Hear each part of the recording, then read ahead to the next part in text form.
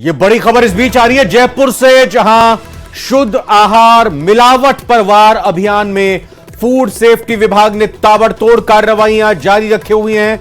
Sikar road Kukarkheda मंडी स्थित Ritesh enterprises पर कार्रवाई की गई है। पालीवाल, बालाजी और तिरुमला ब्रांड के 2044 किलो घी को सीज किया गया है। श्री फूड ट्रेडिंग पर नंद कृष्णा ब्रांड का करीब 4000 लीटर घी को सीज किया गया है। अजमेर में कोठारी एंड सन्स में 800 किलो घी सीज किया गया है। डेयरी मिल्क धेनु सरस ब्रिजवासी ब्रांड के 800 किलो घी को सीज किया गया है। जोधपुर में नंद कृष्णा ब्रांड का 120 लीटर घी सीज किया गया है। तो बड़ी खबर यही कि शुद्ध आहार मिलावट पर मार, या कहें कि शुद्ध आहार मिलावट पर वार अभियान में फूड सेफ्टी विभाग ताबड़तोड़ कार्रवाइयां कर रहा है। और इसी दौरान सीकर रोड कुकरखेड़ा मंडी स्थित रितेश एंटरप्राइजेस पर कार्रवाई की गई है। इस दौरान पालीवाल, बालाजी और तिरुमला ब्रांड के 2044 किलो घी को जब्त किया गया है। श्री फूड ट्रेडिंग पर भी नंद कृष्णा ब्रांड का करीब 4000 लीटर घी सीज किया गया है। अजमेर की बात करें तो अजमेर में कोठारी एंड सन्स में 800 किलो घी सीज किया गया है। डेयरी मिल्क धेनु सरस ब्रिजवासी ब्रांड का 800 किलो घी सीज किया गया है। जोधपुर में नंद कृष्णा ब्रांड का 120 लीटर घी को सीज किया गया है।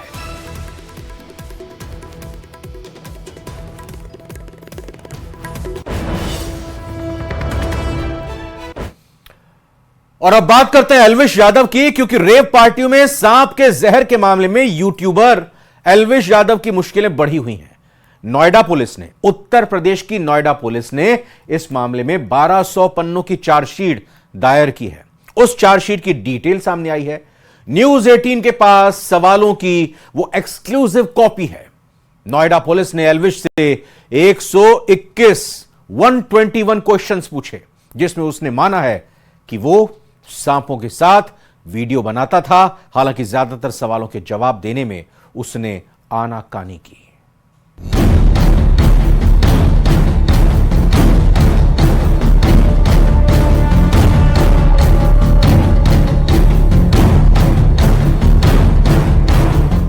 यूट्यूबर और बिग बॉस ओटीटी सीजन 2 के विनर एल्विश यादव को पुलिस ने मार्च के महीने में गिरफ्तार किया था, जिसमें एल्विश को 5 दिनों तक जेल की हवा खानी पड़ी थी। बाद में एल्विश को जमानत पर रिहा कर दिया गया था। सांपों के जहर की तस्करी और मनी लॉन्ड्रिंग केस में फंसे एल्विश ने पुलिस की पूछताछ में कई खुलासे भी किए। उसने माना कि वो सांपों के साथ वीडियो बनाता था।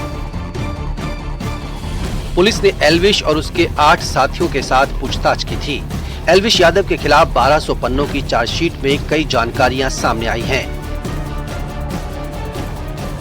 नोएडा पुलिस ने एल्विश से 121 सवाल पूछे थे, जिसकी कॉपी न्यूज 18 के पास है। इसमें सारे सवाल और एल्विश के दिए जवाब भी शामिल हैं। पुलिस ने एल्विश यादव से सांप, उनके जहर और पार्टी को लेकर कई सवाल किए। एल्विश से पूछा गया कि वो कौन सा नशा करते हैं। उसने कहा वो नशा नहीं करता। पुलिस ने पूछा कि आपको यहाँ क्यों बुलाया गया है। इस पर उसने कहा मेरे खिलाफ नोएडा में मुकदमा लिखा गया है, जिसमें कुछ सपेरे पकड़े गए थे। उनके पास जहरीले सांप और जहर बरामद हुआ। उन्होंने मेरा नाम लिया था कि मैं रेव पार्टी करता हूँ और उस पार्टी में सांपों के जहर को नशे के रूप में प्रयोग करता हूँ। मेरे ऊपर ये आरोप है, जबकि ऐसा कुछ नहीं है।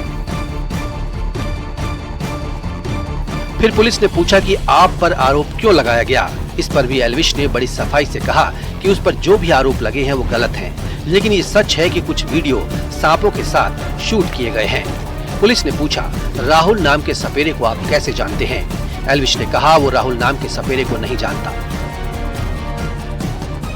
ये सवाल भी किया गया कि पार्टी में सांप कौन लाया। एल्विश ने कहा उस समय मेरे दोस्त लोग मौजूद थे, सांप कौन लाया मुझे जानकारी नहीं है। नोएडा पुलिस ने यह भी पूछा कि क्या आपको सांपों से डर नहीं लगता। एल्विश की तरफ से जवाब आया कि डर नहीं लगता, इसलिए तो पार्टी में सांप को गले में डाला। पूछताछ में यह भी सामने आया कि एल्विश को सांप, बड़ी छिपकली या किसी भी जीव जंतु से डर नहीं लगता। उसे कोबरा, करेत, रैट स्नेक, सांप को पकड़ना, गले में डालना और छूना पसंद है। एल्विश यादव पुलिस के ज्यादातर सवालों से बचता हुआ दिखा, जिससे नोएडा पुलिस भी संतुष्ट नहीं थी, क्योंकि एल्विश ने काफी घुमाकर जवाब दिए थे। एल्विश की मुश्किल बढ़ती जा रही है, क्योंकि ईडी भी मामले की जांच कर रही है। Bureau report, news 18। बंगाल में ओबीसी कोटे में मुसलमानों को आरक्षण को लेकर कोलकाता हाई कोर्ट के फैसले पर सियासी घमासान मच गया है, जहां पीएम मोदी समेत बीजेपी के टॉप लीडर्स ने ममता सरकार पर जोरदार हमला बोला है। पीएम मोदी ने कहा है कि कोलकाता हाई कोर्ट ने इंडिया गठबंधन के गाल पर जोरदार तमाचा मारा है। वहीं टीएमसी ने कोर्ट के आदेश को मानने से इनकार कर दिया। सीएम ममता बनर्जी ने साफ साफ कह दिया है कि जिन्होंने आदेश दिया है वो इसे अपने पास ही रख लें, वो हाई कोर्ट का आदेश नहीं मानेंगी।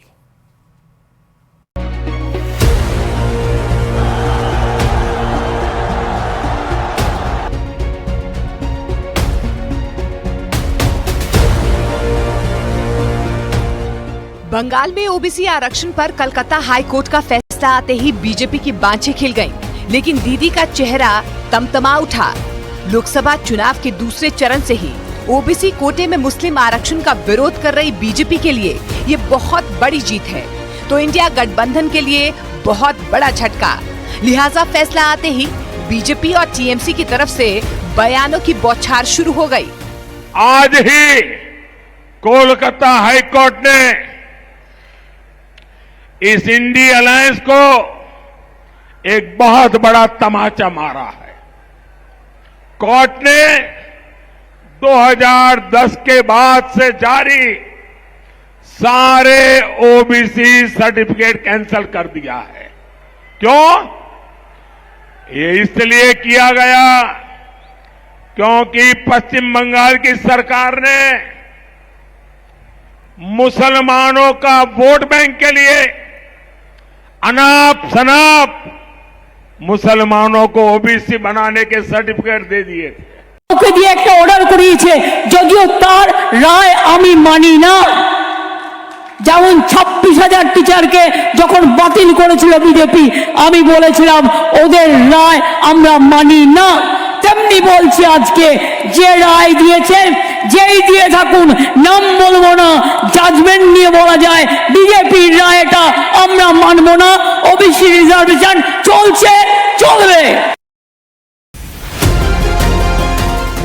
सीएम ममता बनर्जी अपनी जिद के लिए जानी जाती हैं। उनकी जिद है कि किसी भी कीमत पर बंगाल के सभी मुसलमानों को आरक्षण का लाभ मिले, भले ही उसके लिए संविधान के विधान को तार तार करना पड़े। लेकिन संविधान का प्रहरी न्यायपालिका विधायिका के हर उस फैसले को बदलने या रद्द करने की ताकत रखता है जो देश के संविधान के खिलाफ हो, और कलकत्ता हाई कोर्ट ने यही किया।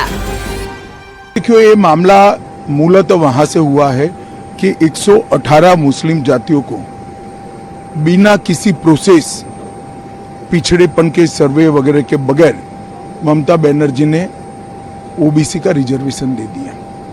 कोई कोर्ट में गया, कोर्ट ने इसका संज्ञान लिया और 2010 से 24 के बीच में जितने सर्टिफिकेट इश्यू हुए हैं, इसको अभी स्थगन आदेश देने का काम हाई कोर्ट ने किया है।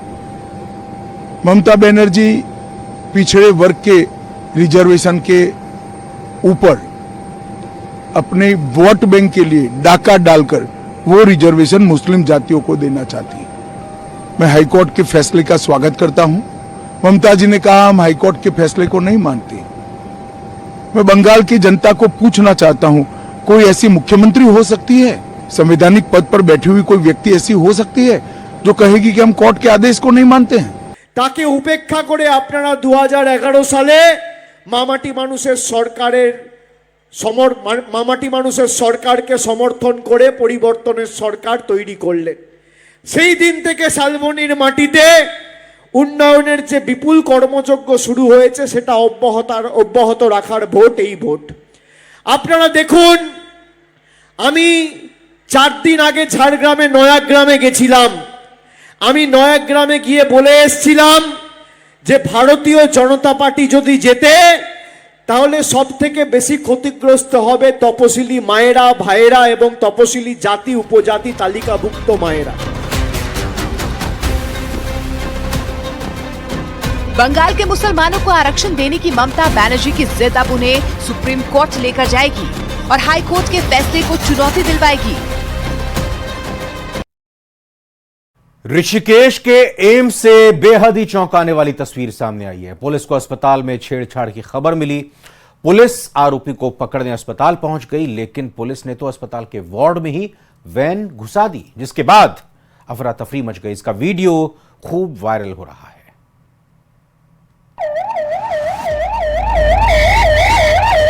ये कोई फिल्मी सीन नहीं है और न ही ये नकली पुलिस है।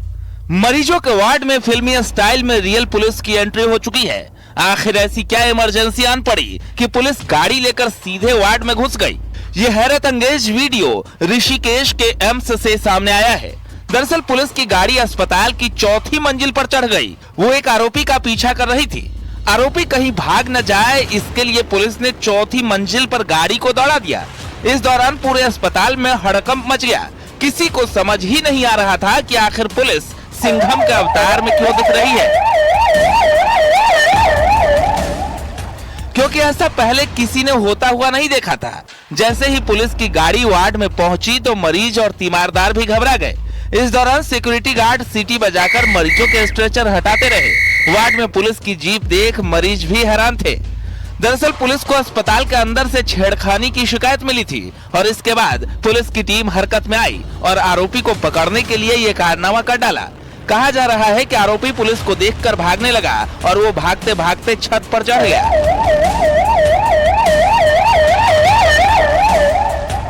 लेकिन पुलिस की गाड़ी वार्ड तक आ गई। दरअसल यहां महिला डॉक्टर से छेड़छाड़ के बाद हंगामा हो गया। जानकारी के मुताबिक 19 मई की शाम ऋषिकेश एम्स के ऑपरेशन थिएटर में सर्जरी चल रही थी। आरोप है कि उसी दौरान सर्जरी विभाग में तैनात महिला डॉक्टर के साथ नर्सिंग ऑफिसर ने छेड़खानी कर दी थी। अस्पताल के दूसरे डॉक्टर्स ने इस घटना के बाद हड़ताल के साथ ही आरोपी के खिलाफ सख्त कार्रवाई की मांग करते हुए प्रदर्शन शुरू कर दिया था।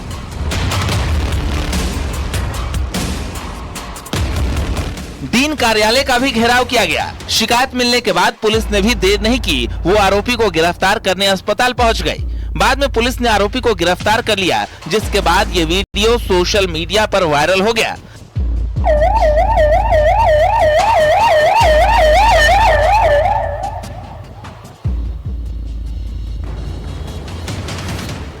पुलिस ने कार्रवाई तो की, लेकिन जिस तरह गाड़ी को अस्पताल के वार्ड तक पहुंचाया, उससे सवाल भी खड़े हुए हैं। Bureau report, news 18।